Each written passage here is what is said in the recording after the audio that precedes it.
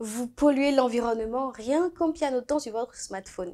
Est-ce que vous le saviez? Non, non, ce n'est pas une blague, hein. Vous êtes responsable du réchauffement climatique. Comment? Ne quittez pas, je vous explique.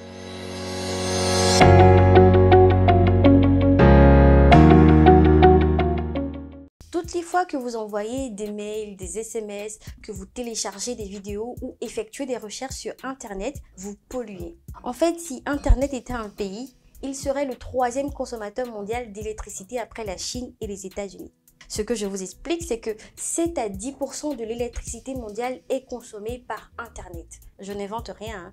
C'est un rapport de l'Agence de l'environnement et de la maîtrise de l'énergie qui le dit. Ça s'appelle la pollution numérique et elle est responsable des émissions de gaz à effet de serre, de la contamination chimique, de l'érosion de la biodiversité et de la production de déchets électroniques. Bon, nous allons faire des maths. S'il est accompagné d'une pièce jointe de la taille d'un mot, un email émet 19 grammes de CO2. Imaginez un instant que 34 millions de mails sont envoyés toutes les heures dans le monde sans compter les spams. Alors c'est clair que les conséquences sont 34 millions de fois plus graves. Le pire, c'est que 90% de ces mails ne sont même pas lus. Ça s'appelle la pollution dormante. Les échanges de photos, de vidéos via les plateformes de messagerie et les réseaux sociaux sont également très énergivores. La consommation de vidéos est principalement énergivore à cause du poids des fichiers consultés. C'est plus lourd qu'une simple image, donc forcément il faut beaucoup plus d'énergie pour stocker le fichier sur des serveurs. Et puis, le streaming vidéo correspond à 60% des flux de données sur Internet.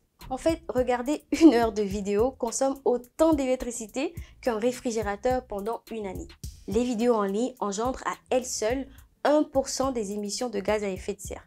Oui, cette vidéo que vous regardez actuellement est aussi concernée. Alors, prenons un ordinateur portable. Pour le fabriquer, il faut des dizaines de métaux en provenance du monde entier. Des métaux comme du tantal congolais. L'extraction de ces minerais est très coûteuse pour l'environnement. Elle exige beaucoup d'énergie fossile, beaucoup d'eau et beaucoup de ressources. Pour fabriquer un téléviseur, c'est 2,5 tonnes de matières premières, ce qui génère au moins 350 kg de CO2.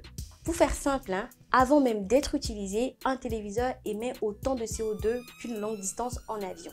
Et plus on améliore la technologie, plus on alourdit l'impact sur l'environnement. La fabrication d'un écran 4K de 60 pouces pèsera par exemple bien plus lourd qu'un téléviseur de 30 pouces. C'est à cause de tout ça qu'on subit le réchauffement climatique. On va tous griller si on ne fait rien. Maintenant, imaginez ce qui se passerait si vous décidez de supprimer par exemple 30 messages de votre boîte mail. Ça permettra d'économiser autant que la consommation d'une ampoule éteinte pendant 24 heures. Essayez aussi de fermer systématiquement vos onglets inactifs parce qu'ils consomment de l'énergie en pure perte. Ensuite, diminuez la résolution des vidéos que vous regardez. En réalité, la haute définition, ce n'est pas toujours nécessaire, Je vous propose aussi de bloquer les publicités. Ça allégera beaucoup la consommation énergétique des pages web que vous consultez. Si rien n'est fait, la pollution numérique dépassera celle du trafic automobile mondial dès 2025. Et les petites solutions que j'ai énumérées plus tôt sont faciles à adopter et ça peut faire un réel changement dans votre pollution numérique quotidienne. Maintenant, essayez de convaincre 1, 2 ou 3 collègues à changer aussi et vous deviendrez un héros. Je vous fais confiance, par pitié, faites le nécessaire pour qu'on ait moins chaud. À bientôt!